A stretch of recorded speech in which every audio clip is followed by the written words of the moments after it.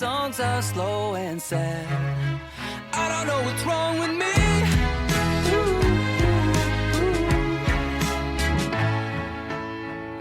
Welcome to the Sad Song Queens podcast, where we dive deep into the songs that make us cry. I'm Laura Webb. And I'm Lindsay Wolfington. Today we are talking with Moby about a song performed and co-written with Mimi Goese, When It's Cold I'd Like to Die, from the 1995 album Everything Is Wrong, which just celebrated its 30th anniversary since being released. The song may also be familiar to you from hearing it in The Sopranos and Stranger Things. Moby was born Richard Melville Hall in Harlem, New York. His father gave him the nickname Moby when he was 10 minutes old as a result of his hereditary relationship to Herman Melville. Moby started playing classical music and studying music theory when he was 9 years old, and then came of age musically in the punk rock scene in and around New York City in the early 80s. He released his first single, Go, in 1991 and has been making albums ever since. He has sold over 20 million albums worldwide, and according to TuneFind, has had over 155 placements in film and TV. In addition to making his own records, Moby has produced and remixed many artists, started a production company called Little Walnut, and hosts a podcast called Moby Pod. We met Moby earlier this year at the Guild of Music Supervisor Awards and are excited to welcome him today to chat about sad songs. So grab those tissues and let's get into it, because we all need a good cry. To begin, here's When It's Cold I'd Like to Die by Moby and Mimi Goese.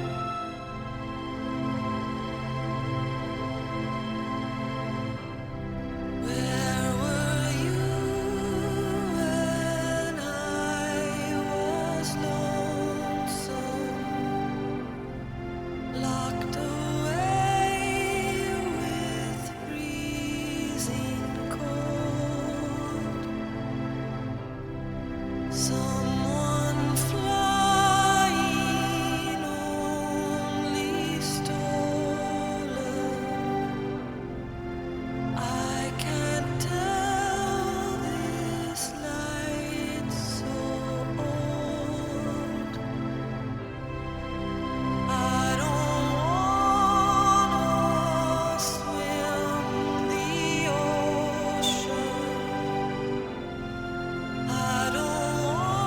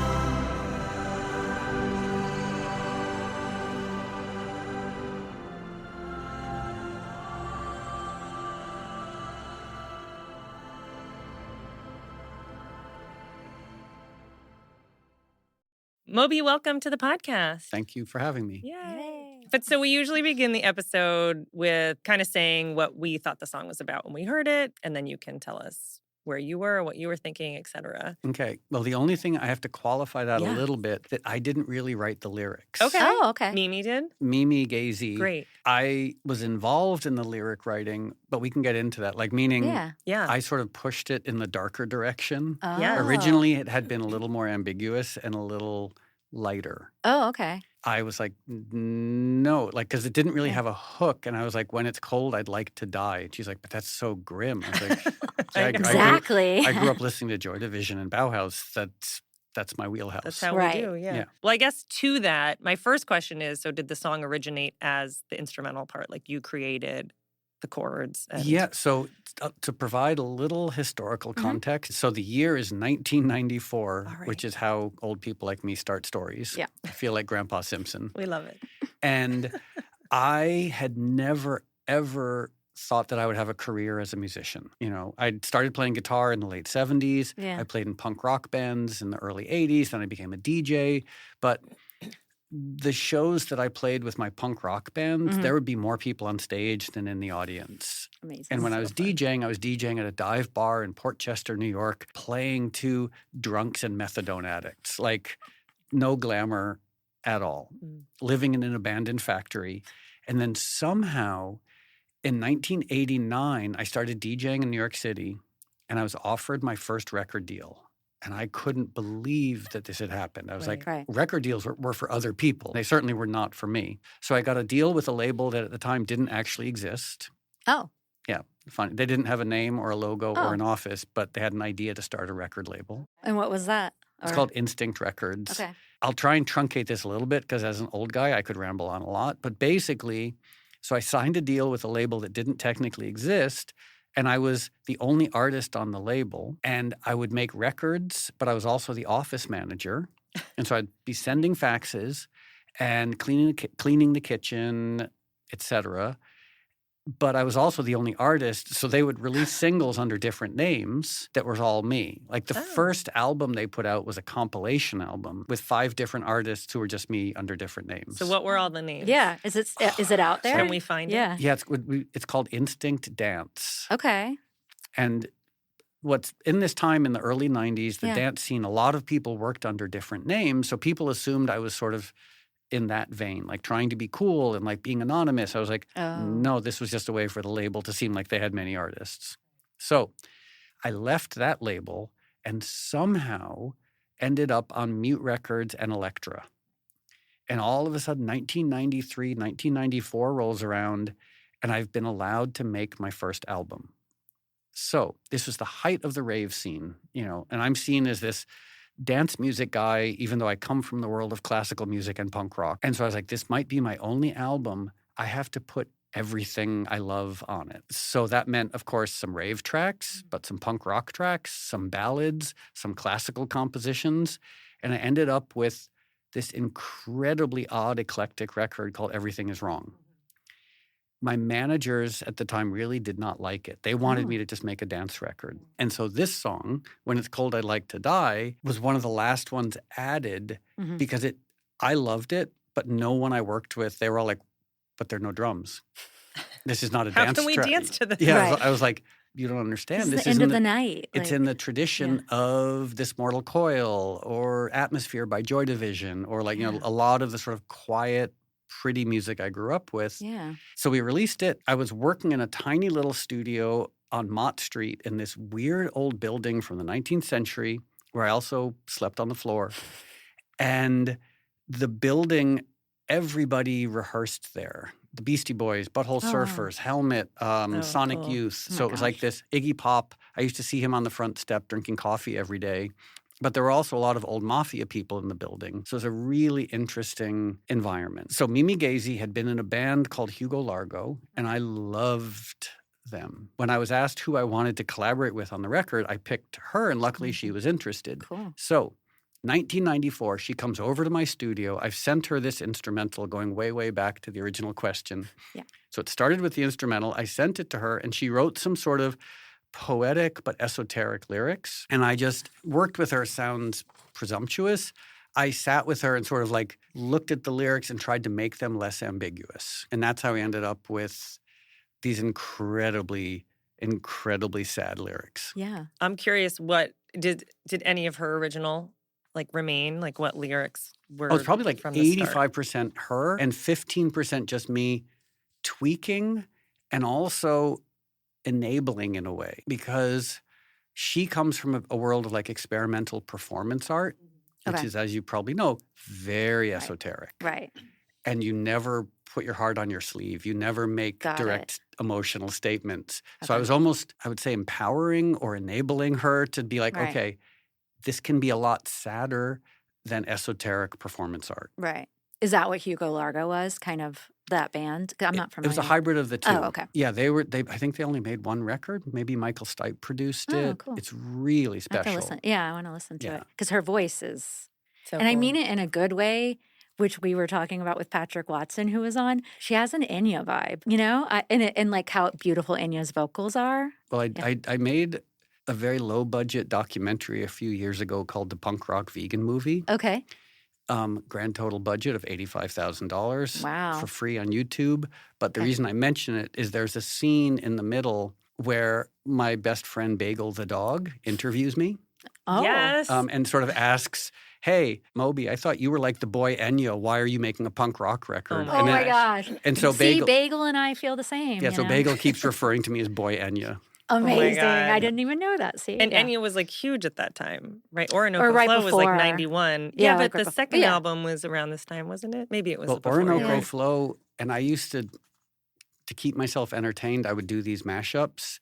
And I Oh, found really? Orinoco Flow, you could actually put a drum track underneath it. Oh, I believe that. Yeah. It's like sail away, Oh, that sail would be away. cool. So And the it's one of my din, din, little din, dance that would be mashups. sick, Oh, I like that. I would like that. That's so Okay, so sorry funny. for rambling on so much. No, but I I guess love it. that's better No, than that's a amazing podcast to guest who hear. sits here and says nothing. Take us back to the chord part of it. Like, were you like, you grew up listening to simple, emotional, classical music even, and did you set out to do something similar, or were you just like playing around and found the chord progression, or you were like, these string samples are awesome? Yeah, it should be self-evident, but I think for a lot of people it isn't. Like, to me, the goal of music is emotion. Mm-hmm. And sometimes that errs on the side of schmaltz or it being maudlin. But when it's great, I'm not saying this is great, but like when music We is are.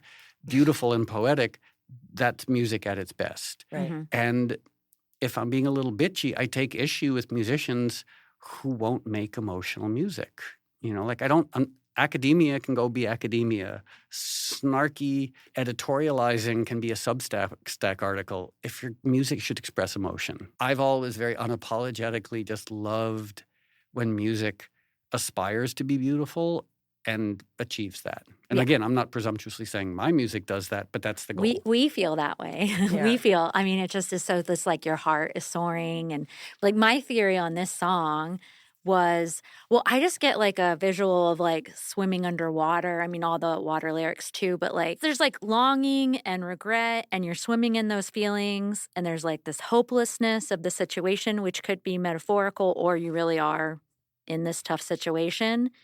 I get imagery of like almost drowning and being caught in an undertow is what I'm like in my head go to. I feel like ocean Yeah. metaphors are some of my favorite anyway. I But whenever you swim in the ocean, right, it's unlike a pool. Like there's the beach, but like if you look out, like there's almost no end in sight, right? Right. And I watched one of those movies where like the woman swims the English Channel or whatever, Mhm. and Oh. I'm like, I would never do that because I would Yeah. feel like this. I would feel overwhelmed. I would feel cold. I'd be like, I just can't deal with this. And the English Channel is even kind of safe and Yeah. contained compared to like if you've ever had that experience of like I was in south of Perth in Australia. I knew from the map where the ocean was facing, where I was facing the ocean, it was endless. As in like Oh, wow. if you drew a straight line, you would hit land in like right. 18,000 miles. right, yeah, something. And there's Yeah. just this sense of like how many people for the last 100,000 years have stood here Right. in awe. Yeah. Yeah. Especially if it's Yeah. an empty beach, no people, no sign of civilization, where like Australia and New Zealand are really good for that because they're kind of empty Mhm. compared to us. Yep. So yeah, so those interpretations are great. Yeah. Is the cold, did you just really hate cold? And then you No, wanted to die? that is just, I guess, emotional Uh-huh. coldness, like Yeah. when there's no emotional warmth. Right. But again, I don't think it's ever a musician's job to correct people on their interpretation. Absolutely not. Yeah, Yeah, you know. we've dealt with a lot of that, and we get Yeah, that. no, people are like, I don't want to tell you. And you're like, okay. That's Yeah, if my yeah. interpretation, Yeah. but other yeah. people's is equally valid. Right. Yeah. Unless they're saying that the interpretation is that they should go out and lock up immigrants. Yes. And, We're not into this is a that. call to. Yeah. We don't want them on here. Yeah. It's like they hear this and they're like, oh, it's reinforced my racism. I'm like, well, maybe that wasn't the intention. Yeah. Well, Exactly. And to go back to that, the question about strings. Yeah. And it's, I grew up studying music theory. Mm-hmm. And I tried to sort of combine my education in music theory with my love of simple music. Mm-hmm. Because as you probably know, in the world of academic music, they don't trust simplicity. And so I take the rudiments of music theory and then apply them to simplicity. Mm-hmm. Because when I was studying, to my great shame, and when I was 12 years old, studying jazz and studying classical music, and I Why is still that like shameful? because Yeah. it was just academic. Okay. My music teacher hated emotion. Oh. And so it was only studying scales that no one's ever heard of, or at Okay. least very Did few it feel like whiplash or like? It felt like whiplash, but just so academic. Okay. Like his sole criteria for assessing music was, is it complicated? Okay. And so there I'm 12 years old trying to learn Larry Carlton guitar solos. I'm like, this is not how 12-year-olds should spend their summers. Right. Any case, so I learned my music theory was sort of drilled into me, but then I fell in love with Neil Young and fell in love with old blues and fell in love with punk rock. And I was like, well, these are simple forms of music that the academics would loathe. Right. How do I combine the two? And so it's a song like this, it's just about very simple intervals, Mm-hmm. which, again, an academic would have contempt for. But to me, it's like there's just a simple beauty there. And there are a lot of other classical composers who work in that. Like Arvo Part would be someone. Yeah. Well, I was, listening to this last night and then going back and listening to Go, which is was such a hit for you and kind of the start of your music career, right? There's a similarity in it. I was never particularly into electronic dance music or rave or anything, but yours has those chords in it. For me, I need the chords, the way you bring in a vocalist, even if it's only for right? I'm in, right? So I appreciate, the chords and emotion that you the beauty that you bring into all styles of music. Well, and not to sound too repetitive and like a tautological broken record, but in the world of electronic music in the 90s, there were a lot of people, music journalists, et cetera, who were so afraid of emotion. Yeah. And so when you tried to bring vocals, there were, and I'm not looking to pick ancient fights, but there were producers who wouldn't have vocals on their record. Yeah. Right. And that's what you need on the dance floor is that thing to hook into and that you're like, oh my gosh. Well, yeah. that was another realization I had at some point in the 80s. I was spending time in New York because I lived in Connecticut in an abandoned factory. And so I'd sneak into New York on the train and go out to nightclubs like Danceteria, Peppermint Lounge, A7, which is more of a punk rock club, Fallout Shelter, Mud Club. And I would go to these venues to hear punk rock bands or indie rock bands. Mm-hmm. But then the DJs before and after would play different types of music. You'd go see Black Flag and the DJ beforehand would be playing reggae and the DJ afterwards would play gay disco. Amazing. And so as a result, you're like, okay, There's all these. this is interesting. Right. And what I learned from that world was the simplicity, the beautiful simplicity of dance music. Mm-hmm. That a disco diva singing I Love You at the top of her lungs, to me was more lyrically profound than, I don't want to name names, but some overly complicated lyrics that have 11 verses and literary references. I'm like, by all means, have literary references, Sure. but the beautiful simplicity of just one voice singing something simple. No, and I listened to your on Moby Pod, The History of Raves, And because I grew up in the club world and I was in Europe and I was in Munich, London, and Paris, like in my teens and 20s. So I was very much part of the although I don't think they in Europe called them raves. Like as I was thinking when I was listening, like we would just say like we were going clubbing or something. It depends. I mean, like raving really started in the UK. Yeah, okay. And a rave there was very specific, meaning it didn't happen in a nightclub. Right. So if you went to a nightclub, it's almost just physical structure. Like if you're going to a nightclub, that's clubbing. Right. And if you go to a field in the middle of nowhere, that's raving. All right. So I didn't go to the field. So then I was clubbing. Okay. Then that was because I was listening. I was like, I chose USC as my college because it has warm weather and it had a film school. But I remember being like trying to find things that were like the raves were so different in LA versus Europe. But the songs like me and my friends that would connect to were all the really like these beautiful breaks and these beautiful like because that's the emotion that you're trying and you're trying to express motion. It's not just like, let me just shuffle or something on the dance floor. But but your music played a big part in our clubbing days. So I'm honored to have been involved. Yes.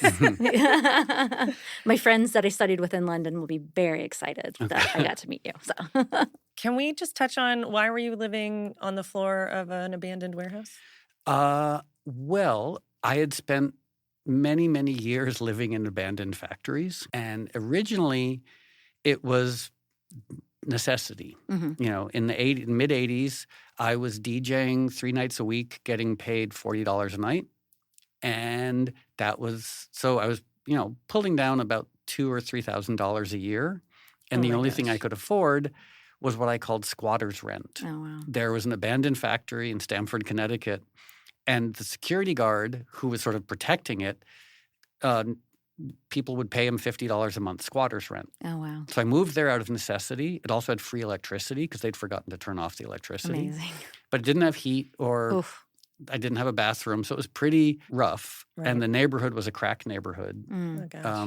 While I lived there, I think, even though it was an abandoned factory, 3 people got murdered in the building. So my God. But I remember my cousin, who at the time was probably 6, came to visit. And he walked into the factory and he said, "I hate it here." And he started crying. Oh, no. But he was like, when I'm cold, I'd like to die. Yeah. That's where it came from. But I loved it because it was so much space. Okay. I mean, literally millions of square feet of empty space. A friend of mine who lived there would ride his motorcycle up and down the hallways. Oh, wow. It was just empty. Did you have like a door you could lock for like Yeah, your I had stuff? my little door Okay. that I could lock, but there was no one on my hall. Oh, wow. So I had my hallway was probably 100,000 square feet of empty space. Oh, wow. And every floor of the building. So you could just go exploring and find stuff, but the emptiness was just amazing. And so I really fell in love with that. So when I moved to New York, I was like the opposite. Yeah. I moved to an apartment with some friends, and then after that, I found this factory where Sonic Youth were rehearsing, Amazing. and I got this little room, and I was just pretty happy living in my studio, sleeping on the floor with a futon that I bought on Broadway and Bleecker. And how long did you live there? Till about 94. Then I had my first real serious relationship, and I learned they weren't something. into the factory. Turns out, you might be surprised to hear this, not to make gender generalizations, women generally don't want to live in abandoned factories and crack neighborhoods without bathrooms and running Yeah, water. I think bathrooms would be the non-negotiable And for me. Yeah. So I was sort of told, okay, you can keep your space in the abandoned factory, but how about we get an apartment with heat and a shower and doors that lock? And I was like, okay. Felt like compromise. Would you do like a space heater? Because like... Yeah, because there was electricity. So I had a bunch of space heaters. Okay. And then because I'm like, oh my gosh. In the summer, I found an air conditioner in a friend's garage, and I used that. So is there any rehabbed factory here in LA? Like is that where your studio is? Or? No, I live in a nice house in Griffith Park, right in Los Feliz. Okay. Now you're in the woods, the opposite of the warehouse. And I love it. So, but there's still emptiness. Yeah. Like Griffith Park is so amazingly empty. That's true. So I guess there is given the song that we're talking about, and this, like, there's definitely like a recurring sort of like love for you need that, emptiness clearly. and solace. I was going to say, does this inspire a lot of your music? It does, but I'm not sure how. Right. Yeah. Well, when it's your reality, it's going to come out one way or the other, probably, right? Yeah, it's hard to sort of like deconstruct your own subjective response. That's to what we're something. here for. Were Okay. you working on this song when you were in the factory? When Yes. It's cold? Okay. And it was actually being worked on during, not surprisingly, a breakup. As some of the best music is. Yeah. Yeah. Right? Yeah. I almost feel trite in saying that, but yeah, it's No. definitely like Yeah. the emotional context was being informed by a Yeah. breakup. Was Play also? There's a lot of heartbreak in that, I feel, in that album. Play was just an unbelievably dark time, like almost like comically, if it wasn't so sad. Yeah. Like when I was making Play, my mom had just died of cancer. Oh, sorry. gosh. I was battling alcoholism and drug addiction and mental illness and depression and anxiety. I had lost my record deal. I'd been dropped by Elektra. Really? Yeah. Huh. And so I'd bought an apartment in a renovated abandoned factory. In New York? Yeah. Uh-huh. But I could barely afford it. I was going broke. And I was like, what? So it was written in that environment of like, I don't know if anyone's ever going to listen to this. This is probably going to be my last album. Then I'll go back to school and become a philosophy professor Right. somewhere. Was Right. it therapeutic? Like, did it help you get through that sadness with your mom? And then also, did it, I don't know, with your drug addiction? Yeah. I mean, it seems like that is the subtext also of your guys' podcast is like, what is the utility of sad music? Yeah. You know, because if you tried to explain it to a robot, they wouldn't. Well, who knows? Maybe a sophisticated not. robot would. Next but like, year, this podcast put on by ChatGPT. But that the irony or the paradox of sad songs is like people don't want to feel sad, but yet nothing's better than indulging yourself in a sad song. Yeah. And it's the same thing for musicians writing. Yeah, I was gonna say, sad creating songs, it. is like that.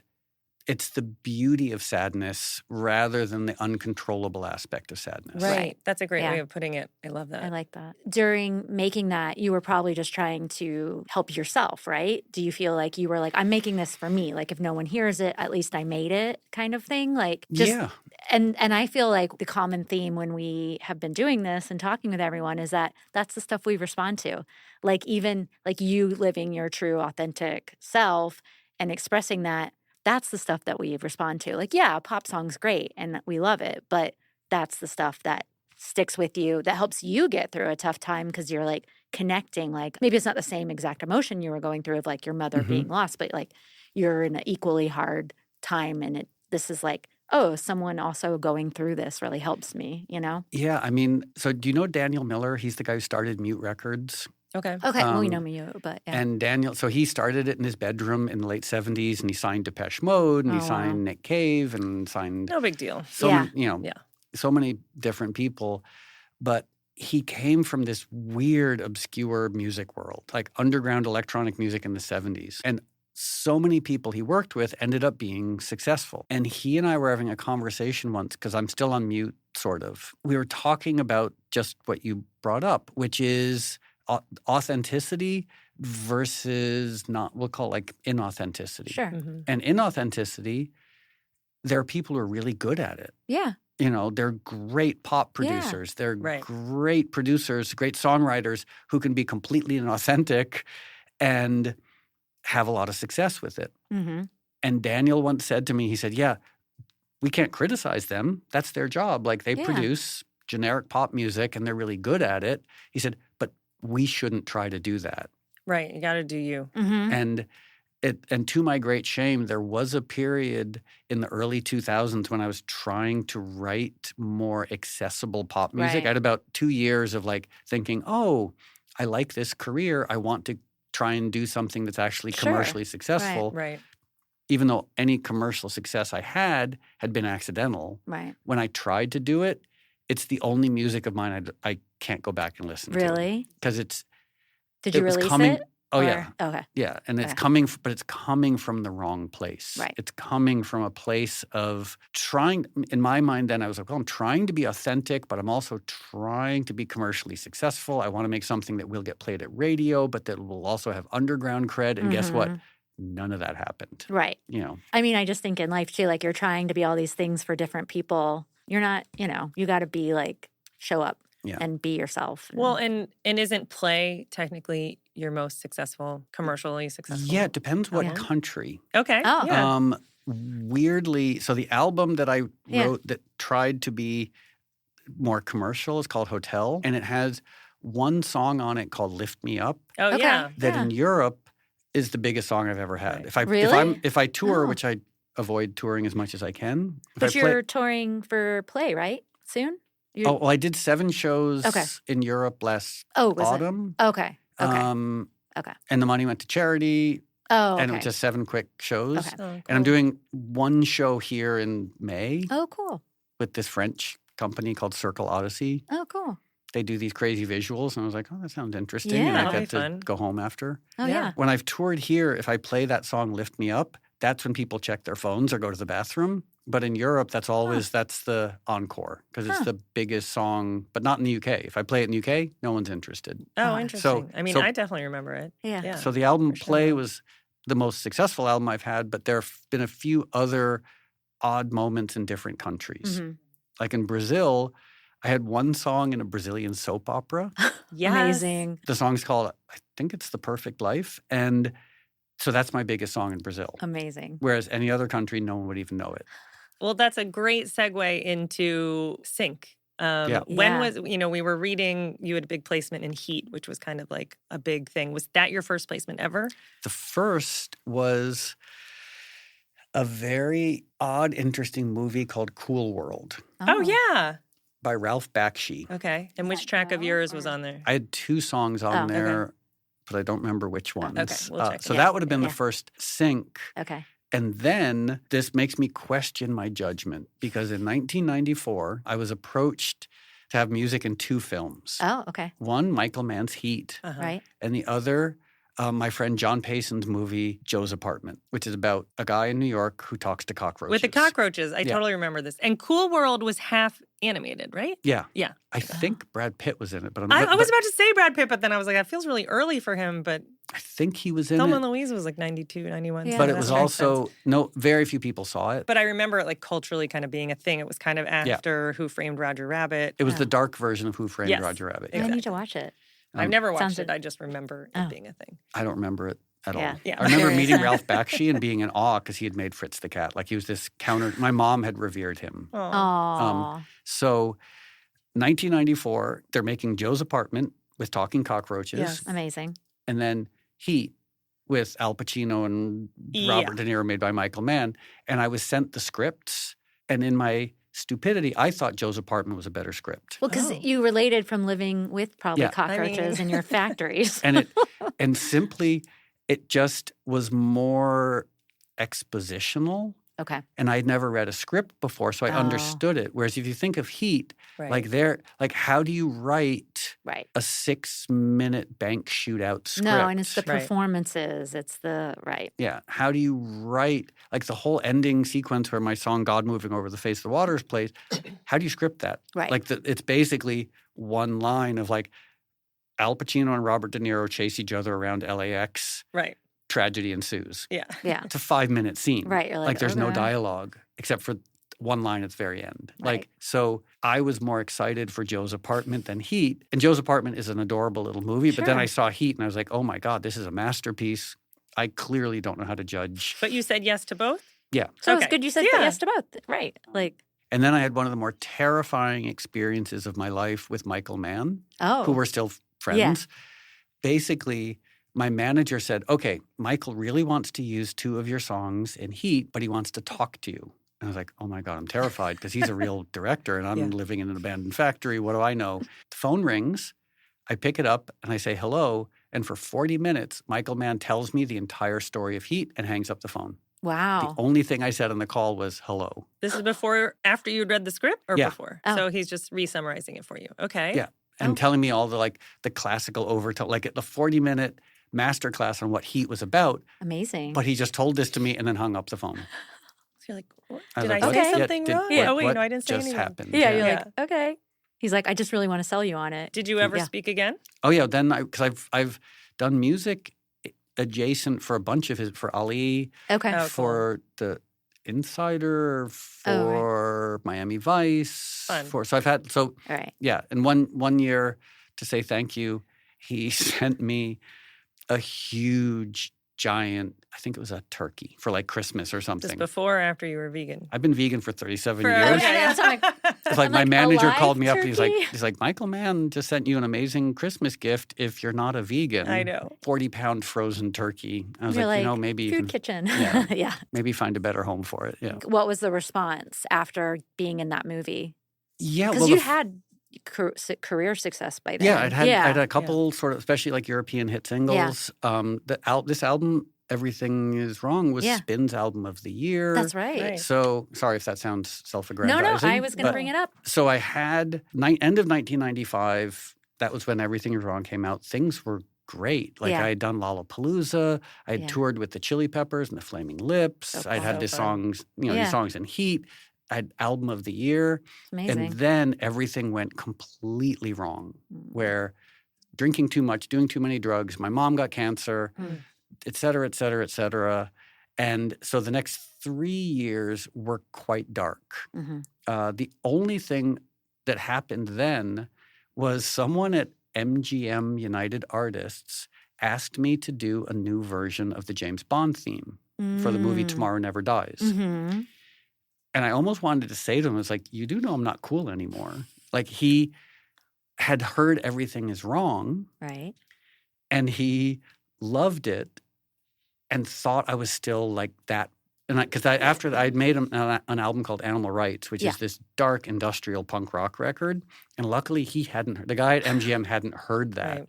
So I did my version of the James Bond theme, and it did really, was a top 5 single in Europe. But at the time, I was still in a very dark place. The only other interesting thing that happened during that time was Axl Rose asked me to produce Chinese Democracy. Again, very strange. Out of the blue, I get this call from Axl Rose saying, hey, he liked the album Animal Rights. He was like, I'd really like to talk to you about producing my next record. So I flew to LA, spent time with him in his studio, really liked him. He doesn't like me very much for reasons I don't fully understand. Oh. I think it came down to either produce Chinese Democracy or make the album play. And I was like, well, this was hard because Chinese Democracy would have paid well. Sure. Right. But instead I was like, I think I just have to make this one last record. Did you make it just for yourself you weren't signed yet? You just were like, I just need to make this? Or I was still signed to Mute Records in Europe, which basically was the result of Daniel Miller had never dropped an artist. Oh. Still to this day, he has never once dropped an artist. People have left the label, sure. But I think that's just his ethos is don't drop an artist. I was still signed to Mute, but I didn't have a deal anywhere else. Got it. Okay. And so I went to every label that exists in Los Angeles and New York, and they all passed on it. Wait, and then V2 said yes? Right. And there's a slightly funny story. So I released a single called Honey. It's the first song on Play, but this was like a year before Play came out. Okay. And my friend Jay, who I had grown up with, in the 80s, we played in an industrial band called Shopwell. Unlistenable, wonderful and unlistenable. And Jay started working at Tower Records on 4th and Broadway. Amazing. And as a favor to me, he bought one single of Honey because it had been pressed in the UK. And he put it in the Tower Records singles bin. Unbeknownst to me, a DJ from Woodstock named Nick Harcourt was at Tower Records, and he bought that copy of Honey because he liked the cover. The one copy. Wow. And he then went to, do you know the radio station Woodstock? No, because I only ever know him at KCRW. Okay, so he was in Woodstock, and he played the song Honey. And at that time, an A&R person from V2 was driving in her car listening to this radio station. And so I got signed as a result of my friend Jay doing me a favor and putting the single in the basement of paying it forward, right? I love this story. That's so amazing. I also love the I heard this song on the radio, because I've done that. I'm like, what is this? What is this? It's so we need to do something with it. Especially because this was before Shazam. Yeah. No, that was our way, right? Yeah. So I think she called him up and said, what is this? Back when the radio station might answer the phone. Yeah. Yeah, really right. It wasn't just a certain, I worked at WBRU in Providence in the late 90s, so we definitely gave Play some love and stuff. Yeah. Because BRU, was that a commercial station? It was commercial, but it was all Brown students DJing. And did you go to Brown? Yeah. Okay. I love Brown. And the funny thing about it back then was, what's his name? We used to go to Funk Night. Oh, yeah. And the DJ for Funk Night was this guy, Craig Kallman. Oh my gosh, who ran Atlantic Records. Yeah. Oh. Yes. But are you friends with Craig? I met him. I didn't meet him back then because Okay. like he was the DJ at Funk Night. That's Right. way too cool. But I met him years later when he was at Big Beat Records. Oh, yeah. And then Amit Erdogan brought him on to Atlantic, and then he ran Atlantic. Wow. But one of the nicest passes that I got was from Chris Blackwell, Okay. who started Yep. Island Records. Okay. So he really wanted to sign Play and release it, Uh-huh. but he didn't think his label was in a good enough place for it. Oh, okay. And he was so wonderful, like really just like, Yeah. not surprisingly, the most respectful conversation and pass I had for Play was from Chris Blackwell. Yeah. The Yeah. elegant music business legend was the one who took the time to actually. I love when that Yeah. happens too, that you're like, oh, okay, there are some good ones. The album Play, when it was released, got no radio play, apart from Nick Harcourt, Amazing. and almost no press. It got a lot of bad reviews. Wasn't getting played on MTV. The only people who were supporting it were supervisors. Wow. Mm. It's only- made for, that whole Yeah, it's album. so I was just cinematic. re-listening. I'm like, oh, But- everything. And I was talking to someone whose name I don't remember, and he explained something to me which I hadn't been aware of. He said, yeah, well, one of the reasons we licensed that album so much is because you kept saying yes. Oh. He's like, he basically knew that if they wanted to license my music, it wasn't going to be a complicated process. yeah, and that Right. does factor for us. Yeah, like, for sure. Sure. I'd yeah. sort of forgotten. I was like, oh, I Yeah. thought it's just 100% creativity. And I was like, oh, that's right. If you have to license something in the next 3 days, you want to go to the people who are going to Yeah. approve something in the next 3 days. Yeah. And in that time, there were still a lot of artists being Yeah. cautious or unsure about licensing. Like, is this selling Yeah. out? Mhm. Yeah, I think we both have seen the shift of like, before I felt like the film and TV department at labels were kind of like, oh, we'll throw you a bone. And that's when we had bigger budgets. Like the first film Right. I ever was a coordinator on had like a $2 million music budget. Never seen that since. And then I just remember I worked on The Hills and it was like, wait, do you all sit in meetings and talk about how to get your songs in film and TV? Like it just hadn't dawned on me because I felt like we were like, hey, we're the redheaded Yeah. stepchild over here. Yeah. And they're like, oh, yeah. And I even remember that shift because I just felt like we were kind of And even doing our like thing. films were cool, but TV, like, I'm Yeah. not so sure. Yeah. It's like small is funny. potatoes. But Yeah. Yeah. And now almost every musician in the world will bend over backwards Yeah. to get 1 second of their song in anything. Right. Yeah. I mean, I'll occasionally say no to something because it's just like Yeah. it's No, and you either should. Yeah. if you promoting need right-wing to. politics or it's promoting, I would, Yeah. as a vegan, I probably wouldn't license a song to Arby's. Yeah. Right. When we chatted at the Guild Awards, what got us into this topic a little bit was you mentioned that last year in 2024, your favorite movies were Wicked and The Wild Robot and their message Yeah. of positivity. Can you talk a little bit about that? I mean, I grew up watching unbelievably dark films and depressing films. Yeah. But that was when the world was a little more optimistic. Mhm. And now as the world is dealing with like apocalypses on multiple fronts, I can't imagine I'm the only person who wants entertainment to sort of be a refuge from that. Right. I don't want saccharine stuff. Yeah. Yeah. But at the same time, like a lot of the movies that have been sort of critically lauded over the last few years, I'm like, I don't want to leave the theater more depressed than when I went in. Yeah. By all means, Yeah. be sophisticated, be smart, indulge in themes of darkness, but be generous and create something that so when people leave, Some hope. I Like feel- walking out of the yeah. theater like with an element of hope. Like we went through that, Yeah. but like some catharsis. I'm so with you. Yeah. Yeah. Well, So- and in the 2010s too, in television, there was the whole theme of like the redeemable asshole, essentially. Yeah. Right. And I remember Mhm. my husband, he doesn't work in entertainment anymore, but he worked for a writer management company at one point. And he was like, if you don't like the character, why are you invested to come on the ride? So he never got on that bandwagon. Yeah. But I feel like for 10, 15 years, we got like Ray Donovan, these are huge shows. People loved it.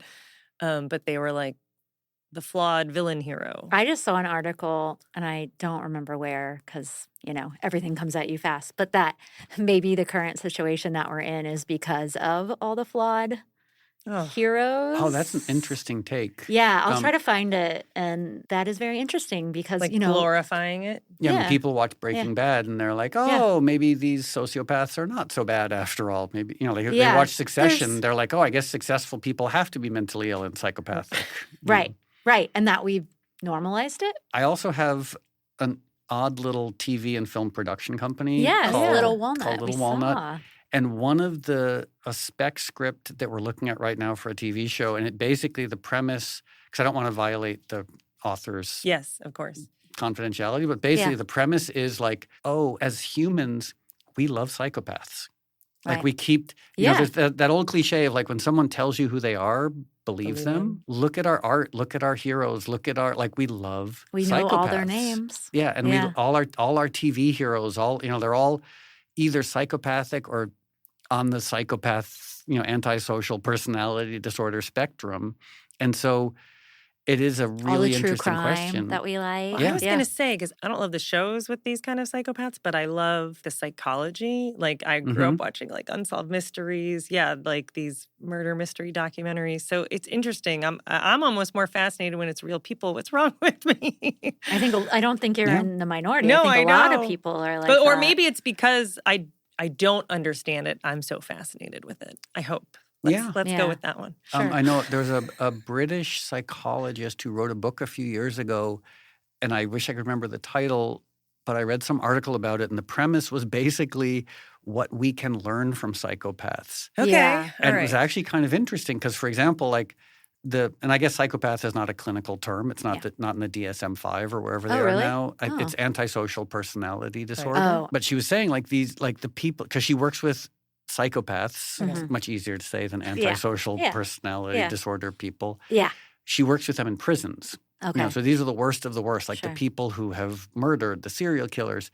But there's stuff that they don't understand about us, like why we stay in bad relationships. They're like, that doesn't make sense. If you're in a bad relationship, their response is like, you leave or you kill the person. Right. I'm like, minus the killing part, I'm like, yeah, I can see it. I've definitely spent decades of my life stuck in bad relationships. And I'm like, in hindsight, not obviously killing the person was not a viable option, thankfully. But, why stay in something that's making you miserable? Right.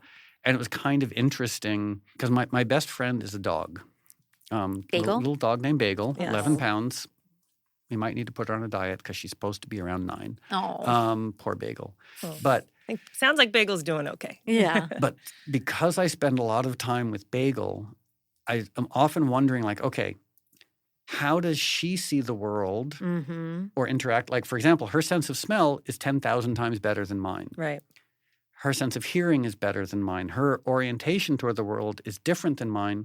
But I assume she looks at me assuming that I can smell everything she's smelling. Probably, yeah. And I can hear everything she's hearing. And so it's that question, like when you take two humans and put them in a room, they're probably working under the assumption that they're each having the same experience. Right. Yeah.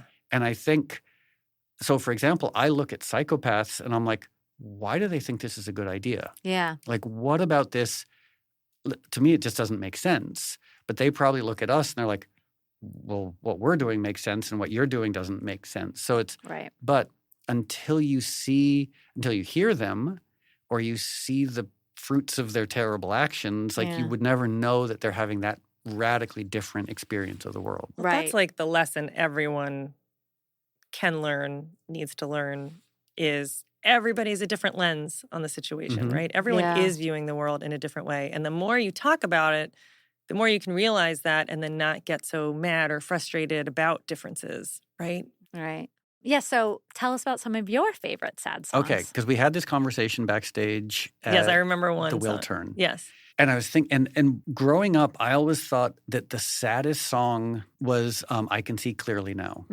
By, is that Johnny Nash? Johnny Nash, yeah. And the reason being is because it's trying so hard to be happy. It's a wonderful song. It's a beautiful song, but it was almost it's one thing we talked about earlier. It's like if you're sad and you write a sad song or listen to a sad song, you almost are coming from a position of strength because you have the strength to indulge in the sadness. But if you're truly, truly despairing, that's when you write something like I Can See Clearly Now. Because you're like, I always had this vision of like a songwriter who's just barely holding on by a thread. Mm-hmm.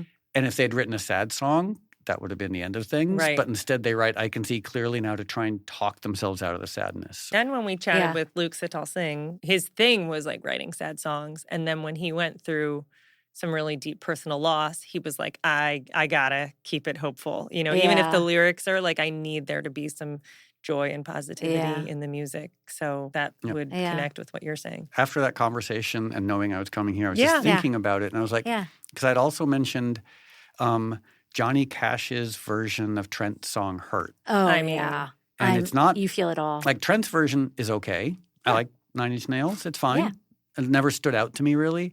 But Johnny Cash's version is just devastating. Devastating. And then the other obvious one I thought of is pretty much the entire second side of Joy Division's album Closer. Yes. Contextualized with the fact that he killed himself Yeah. after he wrote it. But there's Yeah. some lyrics there that are just so it's like Sylvia Plath style, honest and bleak. Right.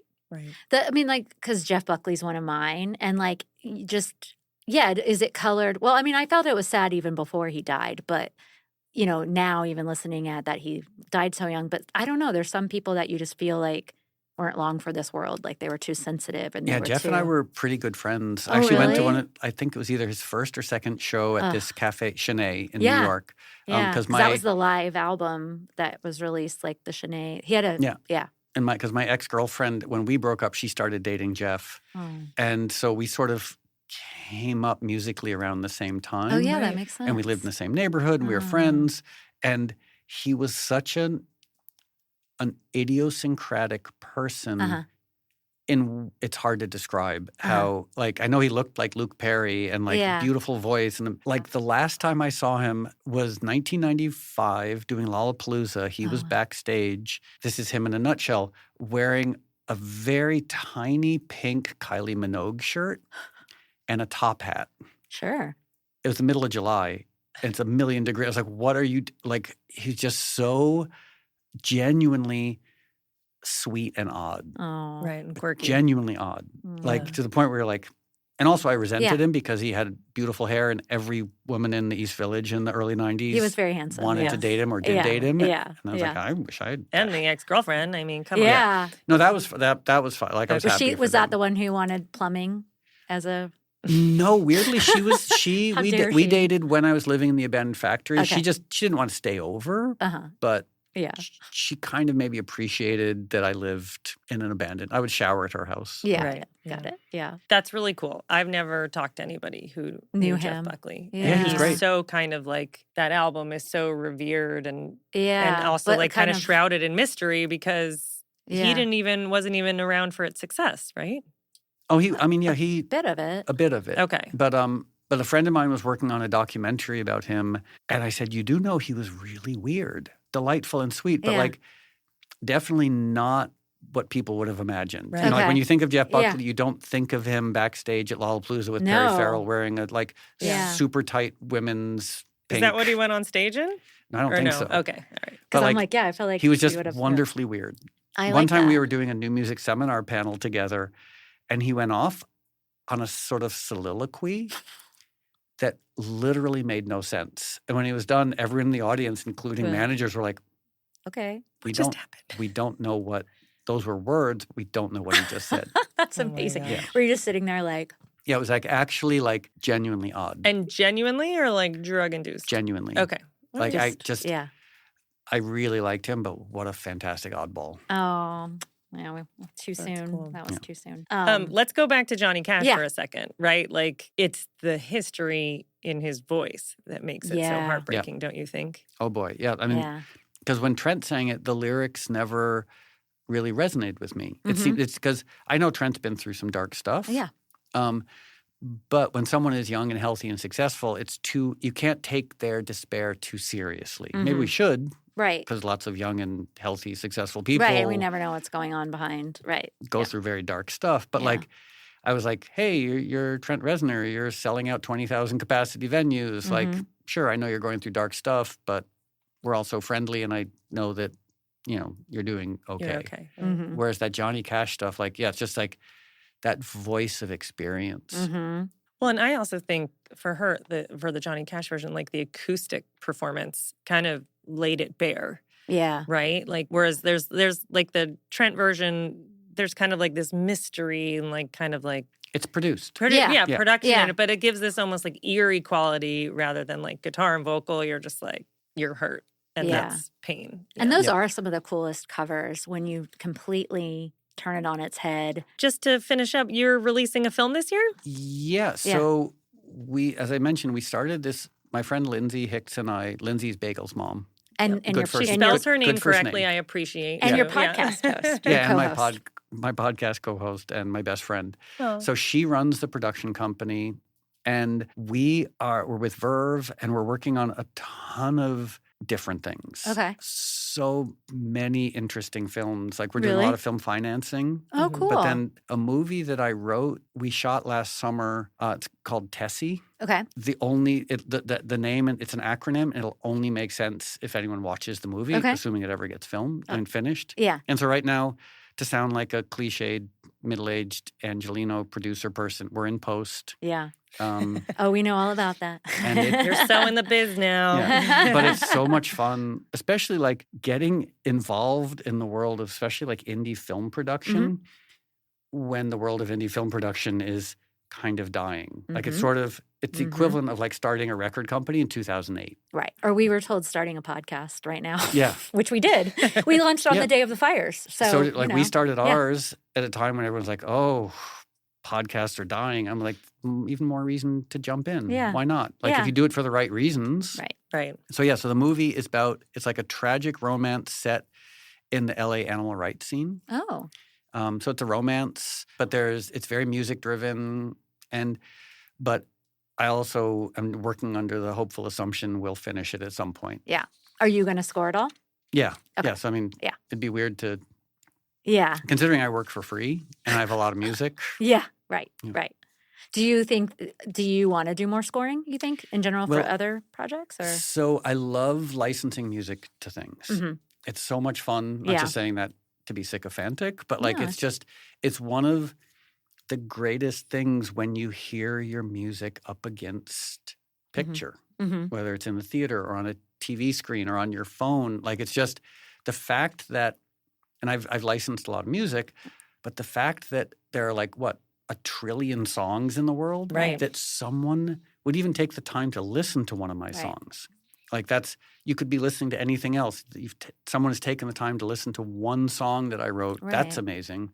But when that one song ends up in a film or a TV show and it's recontextualized, and almost always it's done really well. Mhm. I guess a year or two ago, this song, When It's Uh-huh. Cold I'd Like to Die, Yeah. was in the season finale of Stranger Oh, Things. yeah. I know. Yeah. Well, we meant to ask you about that, which And is that was huge. because I wasn't expecting it. Yeah. I think that the Duffer Brothers used to go to a restaurant I used to own in Silver Lake Oh, called Little Pine. Yeah. Nice. And so I have a feeling that's why they put it in, but I don't know. Oh, because it was in season 1. Season 1 and then it again. reprised. Okay. And I sort of knew it was going to be in, but I Yeah. assumed it was going to be, Background. yeah, Yeah. 5 seconds, 10 seconds, people talking over it. I wasn't expecting 4 minutes. This isn't a Cinematic. talk-over song. This is a No. montage Yeah. song. And I found myself getting very emotional when it was Yeah. happening. I was like, those moments in licensing music, it's very special. Yeah. You know, And you probably got, I mean, I would think also like the youth, a new audience, exposed you to a whole new audience. well, probably. Lindsay Hicks, my little walnut partner, she told me, and I looked at a couple of them, but I felt a little weird. It TikToks. was like, yeah, there are these young girls listening to the song and crying. It was just a Aw. phenomenon for about a week of like Right. Oh, 14-year-old girls looking at, just like crying into their cameras, listening to When It's Cold I'd Like to Die. And I was like, you know, as a 59-year-old, I don't really think I should be looking at 14-year-olds on TikTok. So Yeah. when that happened, did you see a huge spike in streams and Well, all that? And the strange thing is, every now and then I look at Spotify to Yeah. see like Yeah. what the numbers are. I'm sorry Yeah. if that sounds crass, but I'm like, No, take a look. No. I would. And Data. sometimes I can figure it out. Like the end of last year, I had 3 really successful remixes that I didn't do. Okay. Oh, really?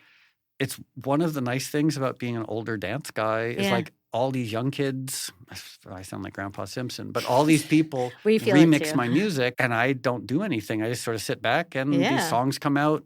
Like there was a time in November I had 3 #1 dance hits back to Amazing. back Awesome. that I didn't do anything on. Who did them? The first was this guy, Chris Stussy, Oh, okay. DJ in the Netherlands. Okay. Second was this woman, Miss Monique, who's from the Ukraine. Okay.